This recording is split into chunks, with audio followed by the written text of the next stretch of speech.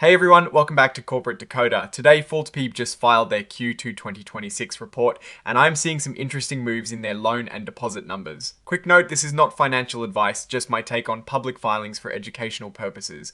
They've got a big jump in loans thanks to a recent acquisition. But interest expenses are also on the rise. This is Fulton Financial Corporation, and they've just released their quarterly report for the period ending the 30th of June 2026.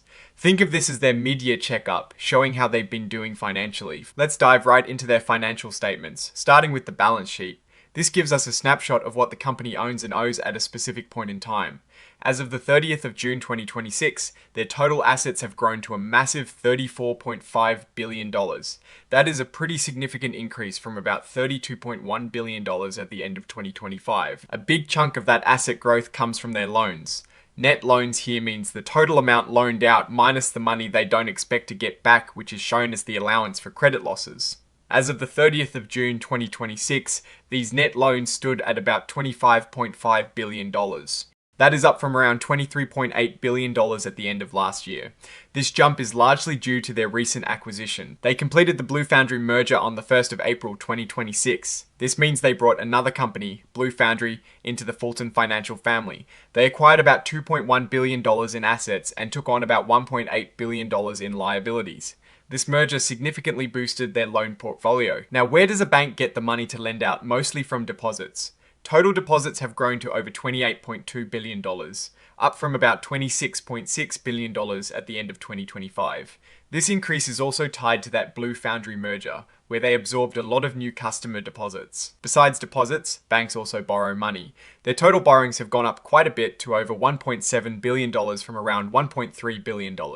This is partly because they issued new subordinated notes and also took on more from the FHLB, the Federal Home Loan Bank. Shareholders' equity, which is what is left for the owners after all liabilities are paid, has also seen a healthy increase, going from about $3.5 billion to $3.8 billion. This shows the company is growing its net worth. Let's move on to how the company made money. This is their income statement. For the 3 months ending the 30th of June 2026, their net income was about $102.4 million. That is a slight increase from $99.2 million in the same period last year. The biggest driver of their income is net interest income. This is the difference between the interest they earn on their loans and investments and the interest they pay out on deposits and borrowings. For the 3 months ended the 30th of June 2026, this was $284.3 million, a nice jump from $254.9 million in the same period last year. Their net interest margin, or NIM, which is a key measure of profitability for banks, also improved. It went from 3.47% to 3.60%. This means they're earning more on their assets relative to what they're paying on their liabilities. Besides interest income, they also make money from fees like wealth management, commercial banking, and consumer banking fees.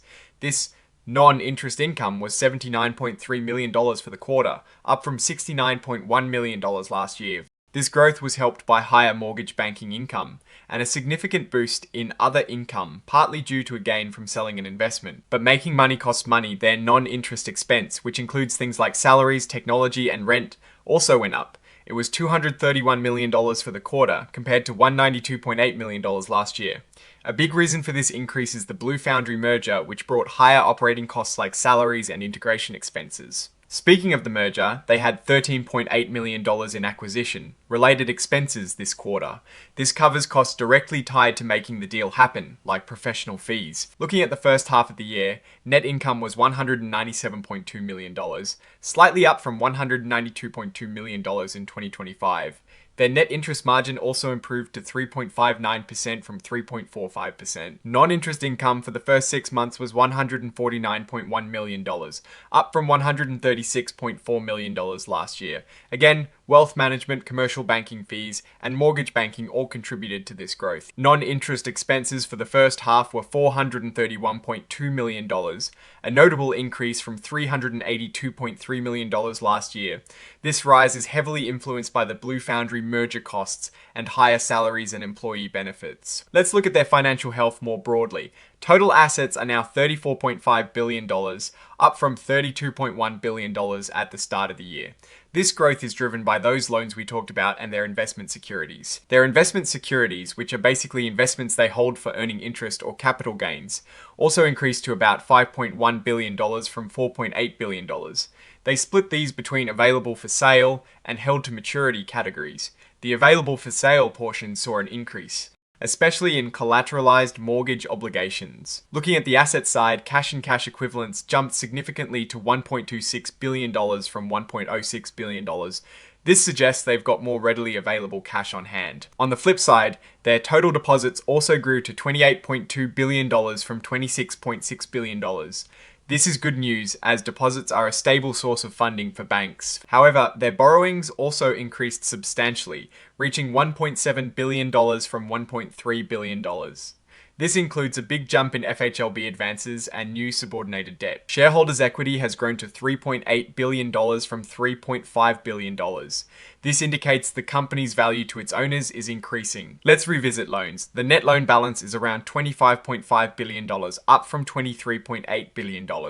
The biggest contributors here are commercial mortgage loans and residential mortgage loans. The allowance for credit losses, or ACL, is the money they set aside for potential loan defaults. This stands at $382.6 million, up slightly from $364.5 million at the end of 2025. This increase reflects the larger loan portfolio. Now, let's talk about problem loans. Non-accrual loans are loans where the borrower is behind on payments and the bank isn't earning interest. These were $146.5 million as of the 30th of June, 2026.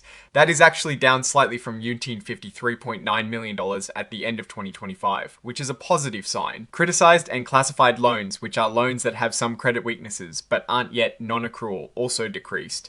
They fell from $1.5 billion to $1.3 billion.